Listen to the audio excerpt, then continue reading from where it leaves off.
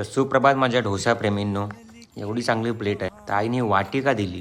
या आईची माया कधी कळेल मला कळत नाही. आईला बोललो रसा प्यायला चमचा दे, आता ह्यानी पिऊ का मी? नंतर कळलं त्याच्यातून ते ह्याच्यात टाकण्यासाठी. कशातून? वाटीतून. असो, सकाळचं नाश्ता झाला. कधी भरून होईल काय माहिती. तोपर्यंत तुम्ही बघूनच पोट भरा.